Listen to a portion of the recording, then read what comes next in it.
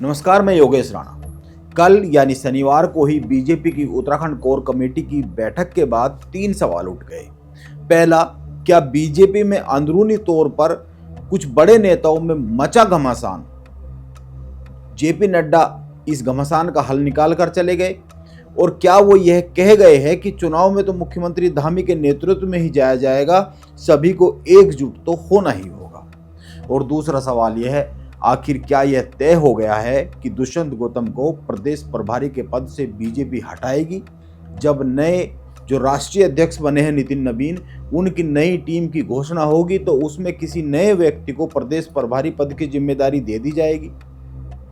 और तीसरा सवाल यह है कि बीजेपी के जो तीनों महामंत्री है और जो 2 पूर्व मुख्यमंत्री है, तीरथ सिंह रावत और विजय बहुगुणा, वो इस बैठक में शामिल क्यों नहीं हुए? क्या बीजेपी ने अपनी कोर कमेटी में कुछ बदलाव किए, उसको छोटा किया है? क्या इन लोगों को बाहर कर दिया है?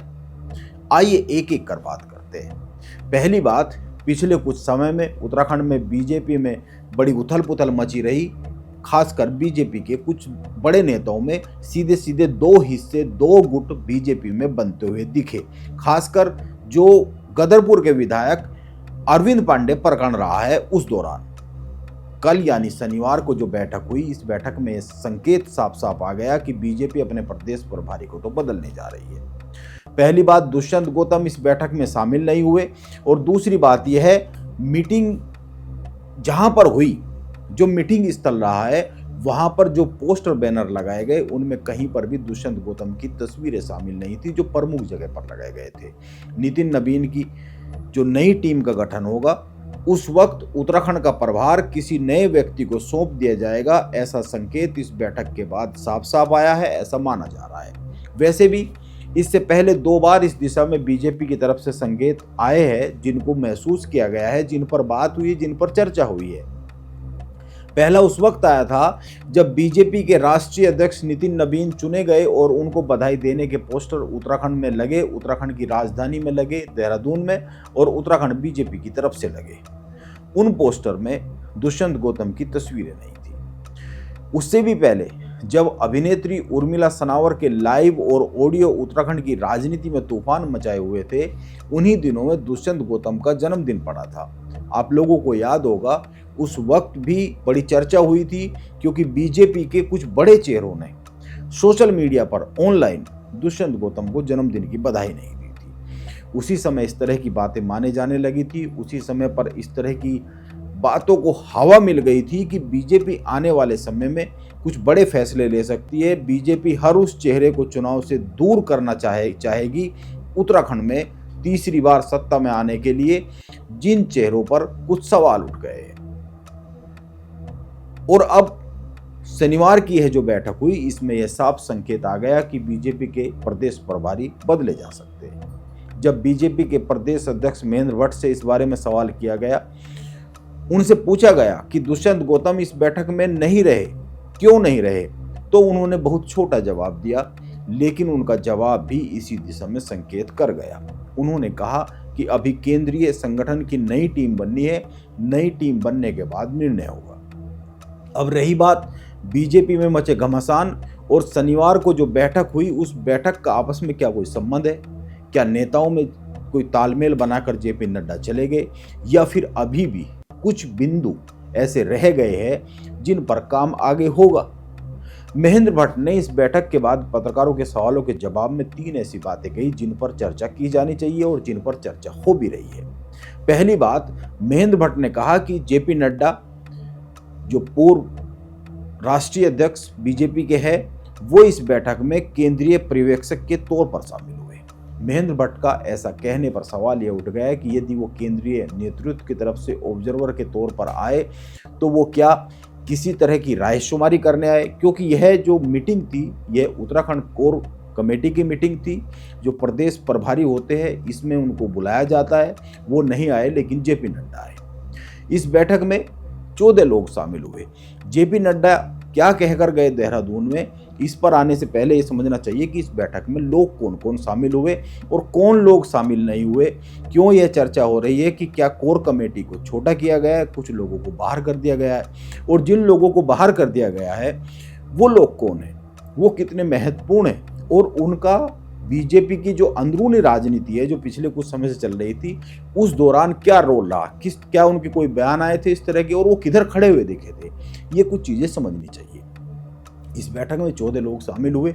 एक मुख्यमंत्री पुष्कर सिंह धामी, 2 बीजेपी के प्रदेश अध्यक्ष महेंद्र भट्ट, 3 संगठन महामंत्री अजय कुमार, 4 सांसद त्रिवेंद्र सिंह रावत, 5 पूर्व सांसद रमेश पोखरियाल निशंक, 6 सांसद अनिल बलूनी, 7 सांसद अजय टमटा, 8 सांसद माला राज्य लक्ष्मी शाह, 9 सांसद अजय भट्ट, 10 राज्यसभा सांसद नरेश बंसल, 11 राज्यसभा सांसद कल्पना सैनी, 12 उत्तराखंड सरकार में कैबिनेट मंत्री सतपाल महाराज, 13 उत्तराखंड सरकार में दूसरे कैबिनेट मंत्री धन सिंह रावत और हरिद्वार से विधायक मदन कौशिक। पूर्व मुख्यमंत्री तीरथ सिंह रावत और पूर्व मुख्यमंत्री विजय बहुगुणा शामिल नहीं हुए। उत्तराखंड सरकार के 2 मंत्रियों के अलावा धन सिंह रावत और सतपाल महाराज के अलावा कोई भी मंत्री इस बैठक में शामिल नहीं हुआ और बीजेपी के तीनों महामंत्रियों में से भी कोई भी इस बैठक में शामिल नहीं हुआ। खबर यह आई कि बीजेपी ने अपनी कोर कमेटी के आकार को छोटा किया है। जो 2 पूर्व मुख्यमंत्री है उनको इससे बाहर किया गया है और अपने तीनों महामंत्रियों को भी इसमें शामिल नहीं रखा है। वो 2 पूर्व मुख्यमंत्रियों की बात करें तो तीरथ सिंह रावत और विजय बहुगुणा और तीरथ सिंह रावत के कुछ इस तरह की गतिविधियां, तीरथ सिंह रावत तो तमाम बयान बीच में आते रहे हैं जो उत्तराखंड की अपनी ही सरकार को लेकर असहज, उत्तराखंड में बीजेपी का संगठन उनके बयानों से होता रहा है कई बार। और विजय बहुगुणा की बात करें तो ये ध्यान में रखना चाहिए कि जो अरविंद पांडे ने गदरपुर में जो जन मीटिंग की थी उसमें उन्होंने बहुत साफ साफ कहा था कि विजय बहुगुणा का भी उन्होंने नाम लिया था कि वो भी आने वाले थे। उनको फोन आया था उनके समर्थन में। जिस जन मीटिंग में अरविंद पांडे ने कहा था कि 30 के करीब विधायकों के मेरे पास फोन आए हैं, हालांकि वे 30 विधायक दिखे नहीं, 30 विधायक अरविंद पांडे के आसपास नहीं दिखे, कोई मुलाकात होती हुई नहीं दिखी, केवल बिशन सिंह चुफाल से एक मुलाकात दिखी है। और उसी मीटिंग में जो जन मीटिंग है, जिस मीटिंग में त्रिवेंद्र सिंह रावत और अनिल बलूनी, मदन कौशिक भी जाने वाले थे, इनका हेलीकॉप्टर भी हरिद्वार से उड़ा नहीं था।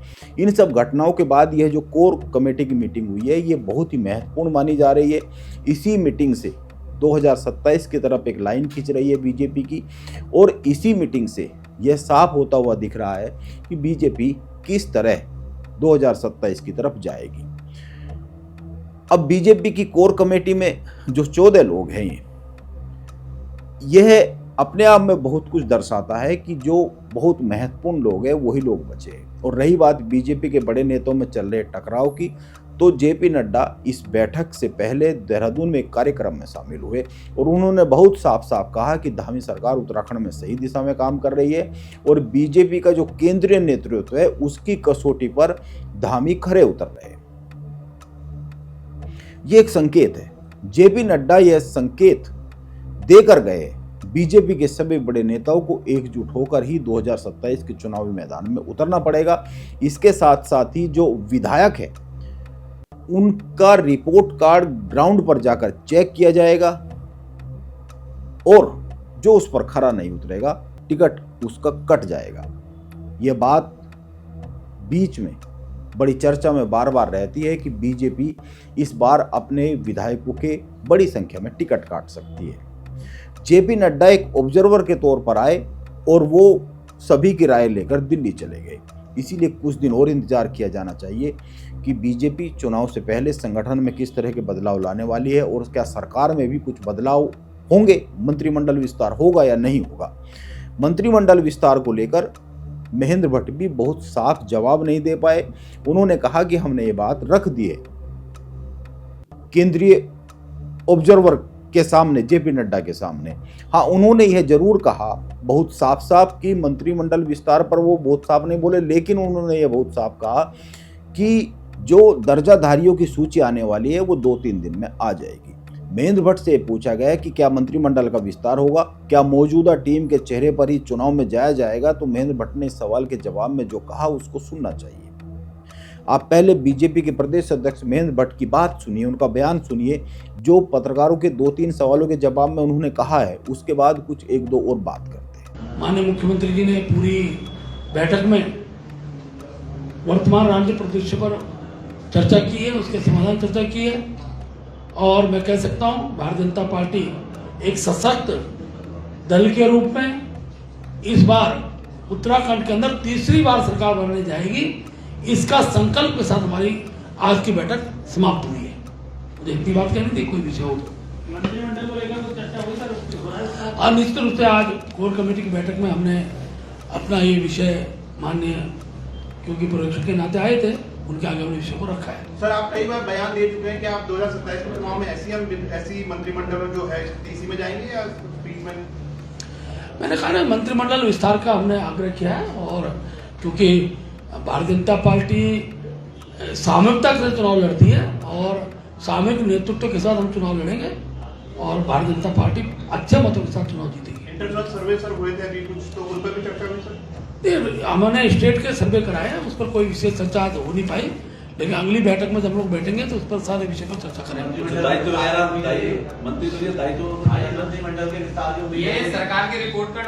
मंत्रिमंडल विस्तार के लिए हमने आज कोर कमेटी में चर्चा की है। माननीय नड्डा जी उसे नोट करके लेके गए, बात करेंगे।